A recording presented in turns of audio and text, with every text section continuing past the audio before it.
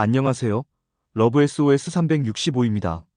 오늘은 많은 분들이 궁금해하시는 찬 사람의 재회 심리에 대해 깊이 있게 다뤄보려고 해요.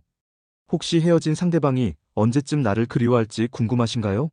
실제로 찬 사람들은 언제 재회를 생각하게 될까요? 오늘 영상을 끝까지 보시면 찬 사람의 마음, 변화 패턴과 재회 가능성을 정확히 판단하실 수 있을 거예요. 결론부터 말씀드리면 찬 사람의 유형에 따라 재회 시점이 완전히 달라집니다. 준비된 이별형은 거의 돌아오지 않고 충동적 이별형은 한두 달 후 후회하기 시작해요. 새로운 연인이 생기면 재회 확률은 거의 제로가 됩니다. 먼저 찬 사람과 차인 사람의 심리 차이부터 살펴볼게요. 차인 사람들은 대부분 예상치 못한 상황에서 갑작스럽게 이별을 통보받죠. 마치 맑은 하늘에 날벼락 맞는 기분이랄까요. 그래서 초기 충격이 엄청나고 바로 후폭풍이 시작됩니다. 반면 찬 사람들은 완전히 다른 상황에 놓여 있어요. 이미 헤어질 마음의 준비를 어느 정도 하고 있었거나 아니면 순간적인 감정으로 결정을 내린 경우가 대부분이거든요. 여기서 중요한 건 찬 사람들도 크게 두 가지 유형으로 나뉜다는 거예요.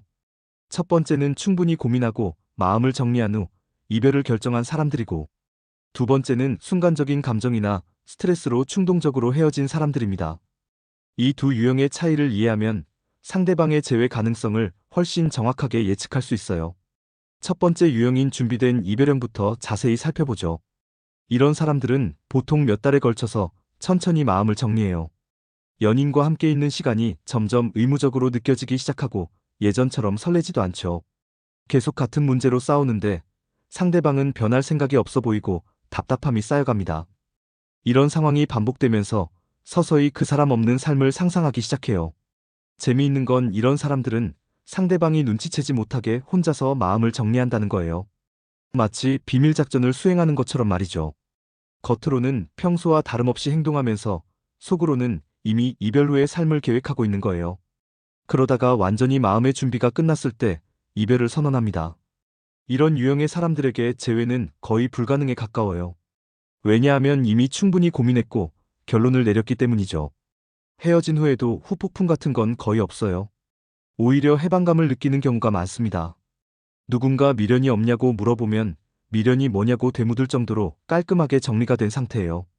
저희 주변에도 이런 분이 계시잖아요. 몇 년 사귄 연인과 헤어진 후에도 전혀 힘들어하지 않고 오히려 새로운 취미 생활을 시작하거나 친구들과 더 자주 만나는 분들 말이에요. 이런 분들은 진짜 마음을 완전히 정리하고 헤어진 거예요. 반면 두 번째 유형인 충동적 이별형은 완전히 다른 패턴을 보입니다. 이런 사람들은 순간적인 감정에 휩쓸려서 헤어짐을 결정해요. 조금 지루하거나 스트레스를 받았거나 설렘이 사라졌다는 이유로 성급하게 결론을 내리죠. 자신은 충분히 생각해서 결정했다고 착각하지만 사실은 그렇지 않아요. 이런 사람들의 특징은 자기 감정을 제대로 파악하지 못한 상태에서 결정을 내린다는 거예요. 마치 배가 고플 때 슈퍼마켓 가서 장 보는 것과 비슷하달까요? 순간의 감정에 휩쓸려서 나중에 후회할 선택을 하는 거예요. 이런 유형의 사람들은 시간이 지나면서 서서히 상대방의 소중함을 깨닫기 시작해요. 처음에는 해방감을 느꼈지만 한 달 정도 지나면서 뭔가 허전함을 느끼죠. 그 사람과 함께했던 좋은 기억들이 하나씩 떠오르기 시작하고 자신이 놓친 것들이 보이기 시작해요. 보통 한 달에서 두 달 사이에 이런 후폭풍이 본격적으로 시작됩니다. 그때까지 묻혀있던 그리움이 수면 위로 떠오르면서 점점 커지죠. 이전 연인이 정말 소중한 사람이었다는 걸 그제야 깨닫게 되는 거예요. 여기서 중요한 포인트가 하나 있어요. 바로 타이밍이에요. 차인 쪽에서 이 시기에 먼저 연락을 하면 찬 사람 입장에서는 내심 기뻐하면서도 쌀쌀맞게 굴어요. 자존심 때문에 솔직하게 표현하지는 못하지만 사실 반가운 마음이 더 크거든요. 마치 목마른 사람이 물을 거절하면서도 계속 쳐다보는 것과 비슷해요. 실제로 많은 찬 사람들이 이 시기에 먼저 연락하고 싶어 해요. 하지만 자존심과 체면 때문에 선뜻 연락하지 못하는 경우가 많아요. 내가 먼저 차놓고 다시 연락한다는 게 자존심 상하거든요. 그래서 차인 쪽에서 먼저 연락해주면 마치 계단을 하나 만들어준 것처럼 자연스럽게 대화를 이어갈 수 있어요. 하지만 여기서 절대 놓치면 안 되는 중요한 변수가 하나 있어요. 바로 새로운 연인의 등장이에요. 만약 헤어진 후 한두 달 사이에 찬 사람에게 새로운 썸이나 연인이 생긴다면 상황이 완전히 달라져요. 이때는 정말 답이 없어요. 새로운 연인이 생긴 찬 사람을 다시 돌려놓는 건 마치 이미 다른 영화를 보고 있는 사람을 억지로 끌고 나와서 예전 영화를 다시 보자고 하는 것과 같아요. 아무리 예전 영화가 좋았어도 지금 보고 있는 영화가 더 흥미진진하다면 굳이 돌아갈 이유가 없죠. 새로운 연인이 생기면 그 사람에게 집중하게 되고 자연스럽게 예전 연인에 대한 생각은 뒤로 밀려나요. 설령 그 새로운 관계가 완벽하지 않더라도 현재에 집중하게 되어 있어요. 인간의 뇌는 원래 그렇게 되어 있거든요. 그렇다면 찬 사람의 제외 심리를 좀 더 구체적으로 살펴볼까요? 충동적으로 헤어진 사람들은 보통 이런 단계를 거쳐요. 처음엔 해방감을 느끼다가 점점 허전함을 느끼고 그 다음엔 그리움이 시작되죠. 이 과정에서 자신이 잃은 것들이 하나씩 보이기 시작해요. 예를 들어 혼자 밥 먹을 때 예전에는 연인과 함께 맛있게 먹었던 기억이 떠오르거나 재미있는 일이 있을 때 가장 먼저 공유하고 싶었던 사람이 그 연인이었다는 걸 깨닫게 되죠.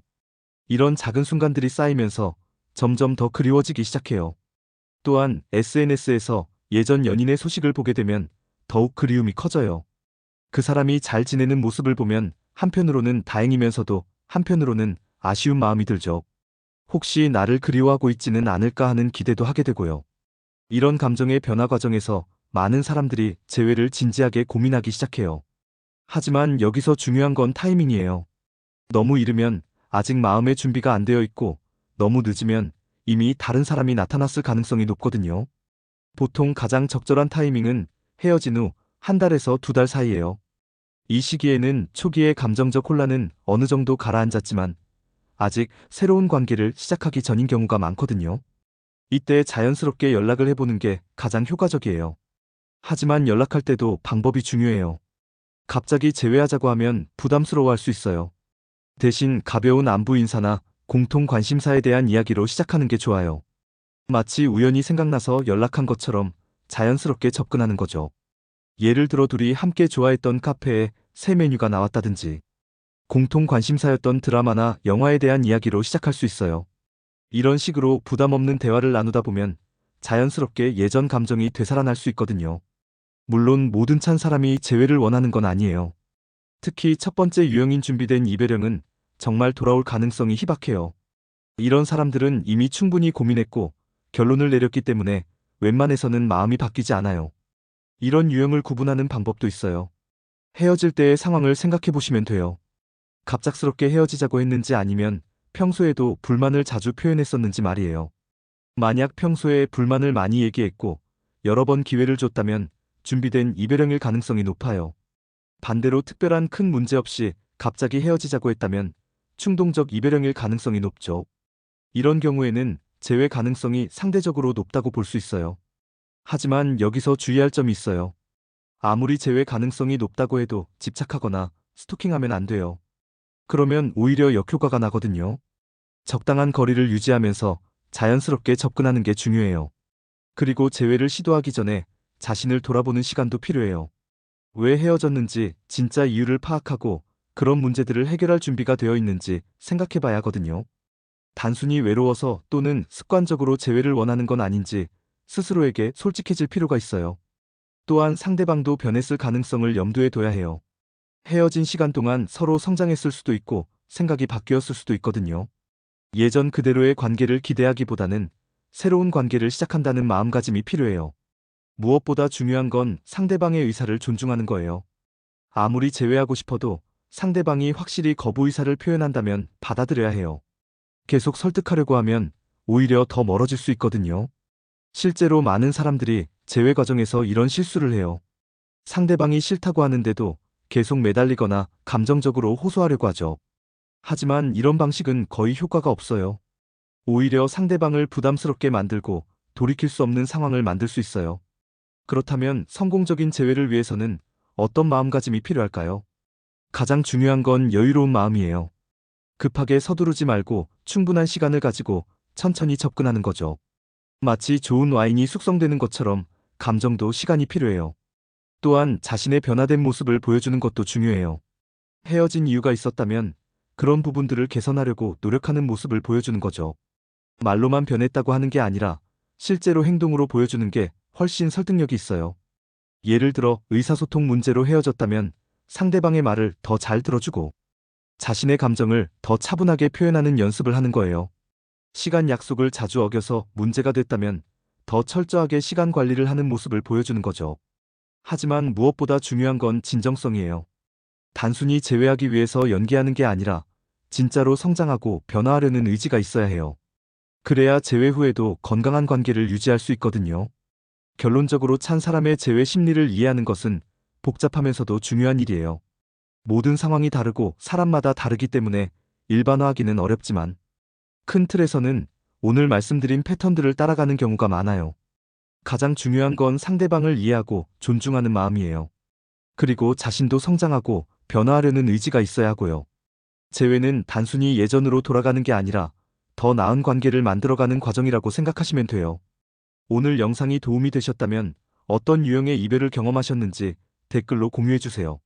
그리고 재회에 대한 궁금한 점이나 본인만의 경험담도 들려주시면 다음 영상 제작에 많은 도움이 될 것 같아요. 여러분의 이야기를 기다리고 있을게요.